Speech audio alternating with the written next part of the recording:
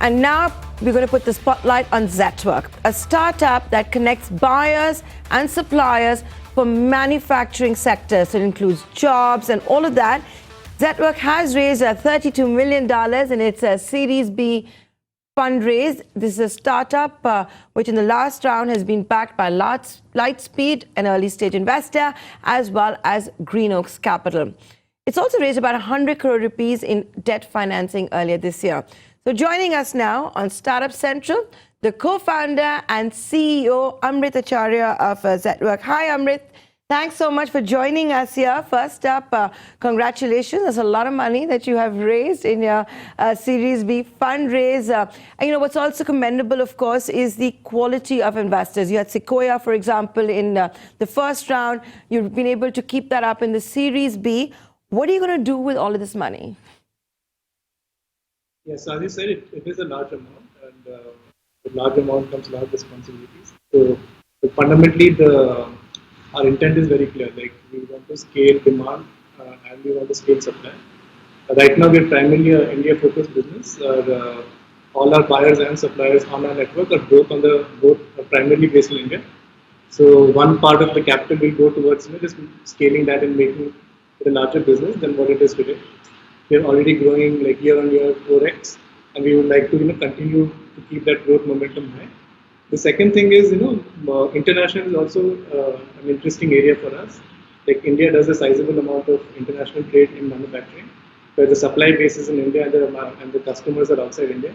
So today a small portion of our business is in that segment, but moving forward that's another area that is interesting for us, where we want to double down and kind of build a repeatable business over time.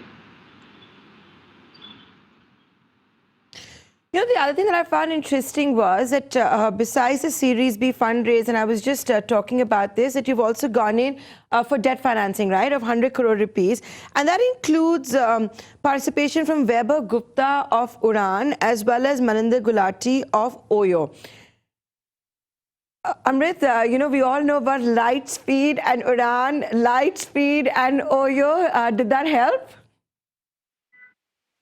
Yeah, we were introduced to Vaibhav and Maninder via Lightspeed, and we just as we were getting familiar with each other, we saw that there's a lot of overlap in how they've built large businesses, and us as founders, we felt that we could definitely learn a lot by having these people on our cap table, and it was less about the money and more about the advice, which was formally materialized in the form of an investment. But yeah, we really look up to these companies, and at some point in time, love to build large companies as well. Tell me something. Has Vaibhav Gupta of Udaan and Maninder Gulati of Oyo given you any advices yet? And is it along the lines of what Lightspeed is, for example, telling you, or Greenoaks is telling you? Yeah, a lot of the advice, see, right now, if you look at the trajectory of our company, we are a pretty young company. So a lot of the advice is around how to build org and culture, which stays true as the company scales. So that's something that's interesting for us also, and it's interesting for the entire and the ecosystem as well. So we're focusing more on that, and hopefully at some point in time we'll focus on actual business advice also. We are also interested in financing. I think you mentioned debt we raised debt. That's primarily towards doing some experiments on financing our suppliers, and that's something which both Oyo and Udaan have experimented with at various scales and stages. So would love to at the relevant times learn from them. But Amrit, what I'm going to ask you this is, usually when I'm interviewing a lot of the founders and entrepreneurs on Startup Central, I feel wo apni dunya mein hai. There's a lot of exuberance, enthusiasm, hope, optimism, which you see in the new economy, which you don't see in the old economy. You and your business somehow though cannot be divorced from the old economy, right? Because you are providing a marketplace for manufacturing. Just today, for example, the IIP data from the old economy has once again come in, at a negative number.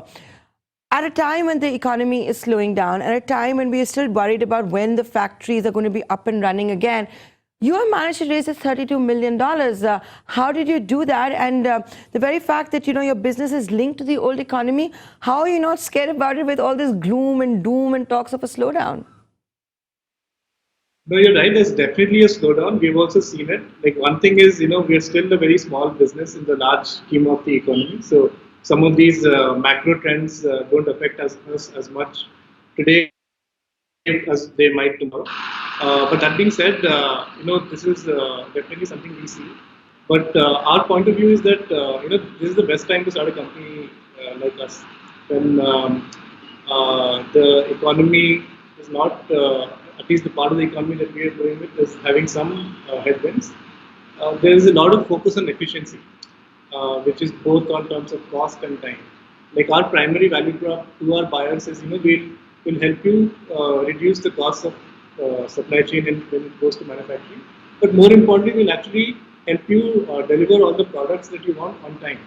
And these value props in a tight economy are much stronger than when the economy is growing really fast and the people don't care about these efficiency metrics as much. So I think that's what has really helped us scale fast.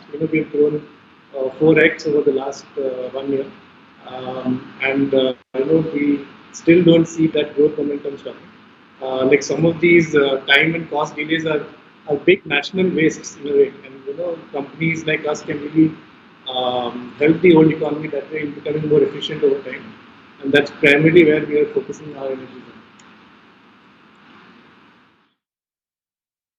So tell me something, between your Series A and Series B fundraise, in the midst of this economic slowdown, while you are a small startup and a very humble one, I might add, tell us how it's been. What all have you got? Kind of businesses have you gotten into? How many buyers do you have? What's the balance sheet, for example, looking like? So today we work with around 70 customers on the demand side and around 1,500 suppliers on the supply side. Market is pretty deep. We have barely scratched, even not even 1% of the market.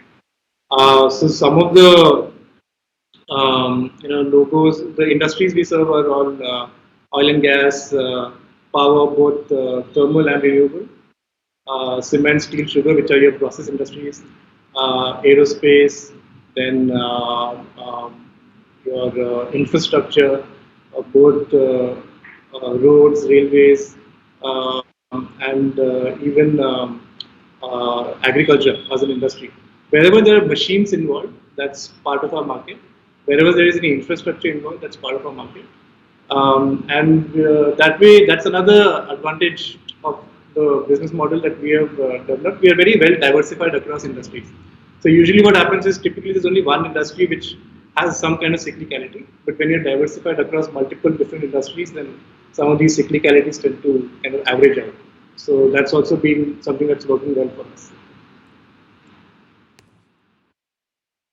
Okay, and there are a couple of you that got together and started Zetwerk, right? Tell us a little bit about your journey. How did Zetwerk start? Because at the end of the day, if you've had the kind of investors that you've had, you must have pitched it well. They must have liked the story, the founders, and all of that. Tell us a little bit about the origin of Zetwerk. Very humble origins. Like my first job was actually in manufacturing itself, so that's how I understood the industry from that context. My first job was to help build a factory for ITC in Mysore. But then after that, I spent some time in the US. I moved back to India last year. At which point, me and my co-founder Srinath, we all worked together at ITC. We knew each other from that point of time. We both had a passion for manufacturing. It just happened to be the common point where we converged on, and then subsequently Vishal and Rahul also joined us at that founder level, and all of us together came together with a shared passion for manufacturing. It's just that there's a lot of like non-linear things that happened in between, but like a simple straight line was just we had this common passion for manufacturing, and it came together in a very beautiful way. But when you have this common passion for manufacturing, which at one time was contributing nearly, what, 14% to the GDP, and we keep talking about how this share must actually go up, but like I said, it's part of a slowdown. Have you had to realign your growth plans? Have you had to realign your vision, and are all the founders on the same page for that? Yeah, so that's definitely one of the reasons why, like 14% of GDP, it's still a large market. For a company like us, to build a $1 billion kind of revenue business, that market size is still a pretty large market. And as I said, we're still sub 1%, not even like touched 0.5% of the market in terms of just reaching out to the number of customers and suppliers. But that being said, like we also had a very global vision from day one. We strongly feel that India has a lot of depth in manufacturing, which has not been tapped, the way it should have been. And with recent tailwinds in the global macro context, like US, China, and a bunch of other things that are going on, there's a lot of shift that is happening in manufacturing supply chains all over the world. And a lot of companies based out of North America have reached out to us, like, hey, can you help us find suppliers in India? Because we are looking to diversify. So all of these gives us a lot of excitement. Like we strongly feel that there's a lot of depth in Indian manufacturing, which has not yet been tapped to the fullest extent. And if a company like us can help solve that gap between demand and supply, then there's no better story than that. Before I let you go, you have talked about two things in this interview. One is diversification, and the second one you have hinted at is overseas ambitions. What is the diversification plan, and by when are you going to go overseas? So diversification, as I said, we are pretty well diversified from an industry point of view. There are multiple cuts, like the type of manufacturing that we do. Again, manufacturing is very, very broad. So this specific niche that we have identified is more industrial kind of products. Do we want to expand beyond industrial products? I think it's way early because the market is, as I said, large enough in this category itself. International is something we have been pretty interested from day one itself. Even today, though, as I said, we have 70 customers. 5 of them are outside India, and we've been transacting with them for the last 1 year. Now, how do we make that 5 into 500 is where we are focused on right now. With that, Amrit Acharya, I'm going to thank you for taking the time out and joining us on Startup Central. That's Zetwerk for you. It has just gone and finished and closed a Series B fundraise from Lightspeed as well as Greenoaks. And you're just hearing about it, would one day want to go beyond industrial products and also has overseas ambitions. Thanks a lot, Amrit, for joining us with all of that.